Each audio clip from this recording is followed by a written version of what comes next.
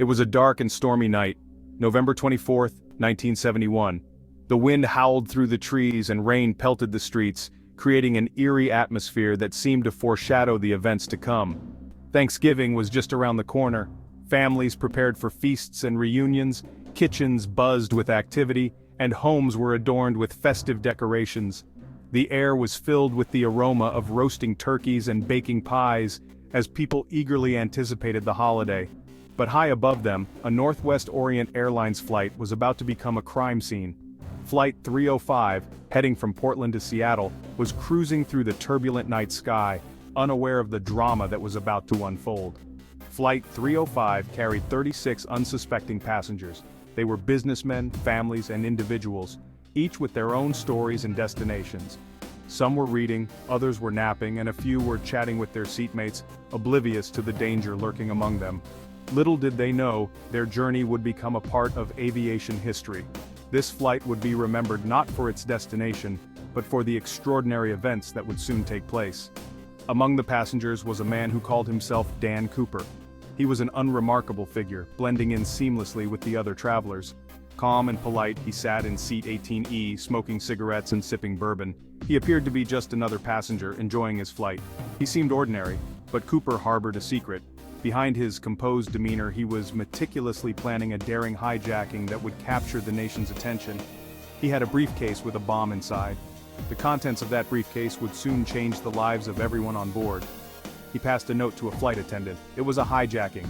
The note calmly stated his intentions and the presence of the bomb, sending a wave of fear through the crew.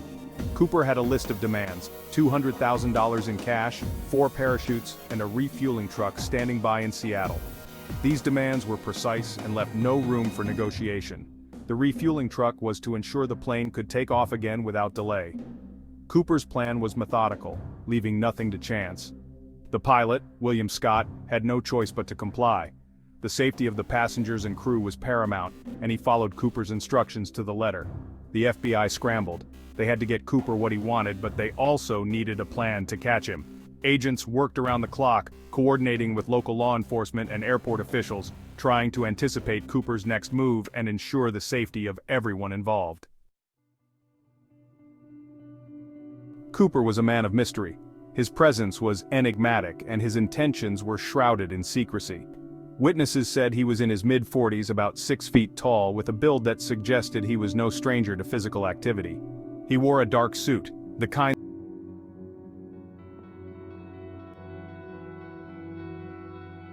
the voice that carried an air of authority. He seemed to know his way around airplanes, as if he had spent years studying them. He even knew the terrain below, suggesting he was familiar with the Pacific Northwest. His knowledge was precise, almost as if he had flown over these areas many times before. Some described him as handsome and charming, with a smile that could disarm even the most suspicious observer. Others found him unsettling and intense, with eyes that seemed to pierce through you, as if he could see your deepest secrets. He remained in control throughout the ordeal, never once losing his composure. His calmness was almost eerie, a stark contrast to the chaos around him. Even during the refueling stop, he allowed some hostages to leave the plane, a move. Calm demeanor hid a dangerous plan. Beneath the surface, there was a mind at work, plotting every move with meticulous precision. The FBI delivered the money and parachutes, as per his demands. They had no choice but to comply, hoping to end the situation without further escalation. Cooper then ordered the pilots to fly towards Mexico City, a destination that seemed random but was likely chosen with great care.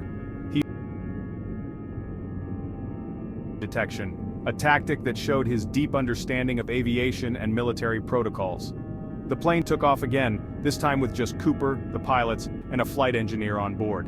The atmosphere was tense, every second filled with uncertainty. The drama was far from over.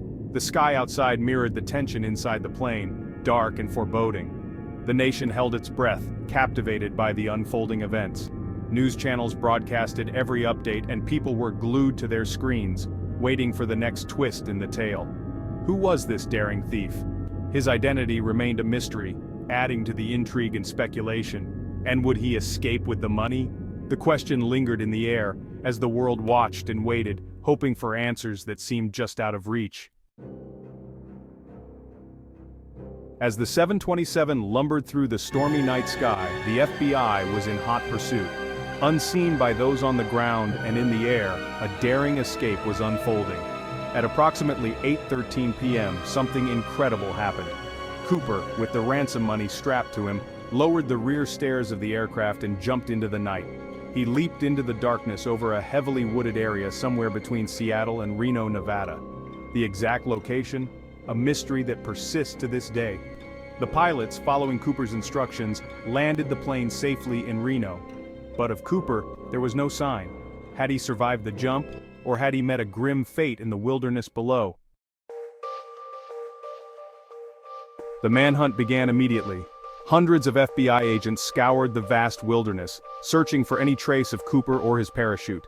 They faced a daunting task. The terrain was rugged, the weather unforgiving. Days turned into weeks, and weeks into months. The trail grew colder with each passing day. Despite the largest manhunt in U.S. history at that time, no conclusive evidence was found. The mystery deepened. Who was D.B. Cooper? Was he a skilled skydiver, a desperate gambler, a cunning mastermind? The lack of answers only fueled more questions. Section 5. Faces in the crowd. Who was Cooper? Over the years, the FBI investigated hundreds of suspects, each with their own tantalizing connection to the case. The agents meticulously combed through mountains of evidence, hoping to find that one clue that would crack the case wide open. Some claimed to be Cooper, eager for their 15 minutes of fame. These self-proclaimed Coopers often had elaborate stories, each more fantastical than the last, but none could provide the concrete evidence needed to prove their claims. Others fit the profile, their lives marked by suspicious activities. These individuals often had criminal backgrounds or mysterious pasts that made them prime suspects in the eyes of the investigators. There was Richard McCoy, a Vietnam War veteran and skydiving enthusiast who pulled off a similar hijacking just a few months later. McCoy's daring heist bore striking similarities to Cooper's, leading many to believe they were one and the same. Could he have been Cooper, emboldened by his first success? McCoy's military background and skydiving skills made him a compelling candidate, but the evidence was never conclusive. Then there was Dwayne Weber, a man on his deathbed who confessed to his wife that he was D.B. Cooper. His confession sent shockwaves through the investigative community, reigniting interest in the case. He even bore a striking resemblance to the composite sketch. Weber's physical likeness to the infamous sketch added a layer of credibility to his claim. But once again, definitive proof was elusive. Despite these leads, none panned out. Investigators were left frustrated, their hopes dashed time and again as each promising lead turned into a dead end. The mystery of Cooper's true identity remained unsolved. The case, shrouded in intrigue and speculation, continues to captivate the public imagination, leaving us to wonder who was Cooper really? Section 6. The money trail clues from the Columbia River. In 1980, a startling discovery breathed new life into the cold case.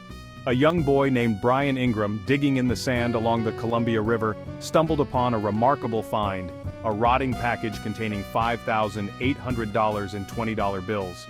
The serial numbers matched the ransom money given to Cooper. This discovery sent shockwaves through the investigation. It placed Cooper in a specific location, suggesting he might have landed near the river. But how did the money get there? Had Cooper stashed it before his disappearance? Or had it washed ashore after a fatal plunge? The discovery of the money, instead of solving the mystery, only deepened it. Section 7. The enduring mystery. Despite the passage of time, the mystery of D.B. Cooper continues to grip the public imagination. It's a story filled with intrigue, daring, and unanswered questions. We're drawn to the story of a man who outsmarted the FBI, disappeared without a trace, and became a legend. The lack of a definitive answer only adds to the intrigue. We love to speculate, to put together the pieces of the puzzle. Was Cooper a criminal mastermind, a skilled outdoorsman, or just a lucky gambler who got away with it? The mystery allows us to imagine all the possibilities. Section 8. Why we're still captivated. The D.B. Cooper case is more than just a crime story. It's a cultural phenomenon. It represents a time when air travel was glamorous, security was lax, and a single person could capture the attention of a nation. In a world saturated with information and instant gratification, The unsolved mystery of D.B. Cooper reminds us of the power of the unknown. We're hardwired to seek answers, to find order in chaos. The fact that we may never know what happened to D.B. Cooper is both frustrating and fascinating. It allows us to hold on to a sense of wonder, to believe that some mysteries are meant to remain unsolved. Section 9. Cooper's Legacy: Fact, Fiction, and Popular Culture. The legend of D.B. Cooper continues to inspire books, movies, documentaries, and countless theories. He's become a folk hero, a symbol of rebellion against authority. His story reminds us that sometimes the truth is stranger than fiction. Whether he lived a long life under an assumed identity or met a tragic end in the wilderness, D.B. Cooper left an indelible mark on American history. He remains a captivating enigma, a reminder that some stories never truly end. And perhaps in the end, that's what makes his story so enduring.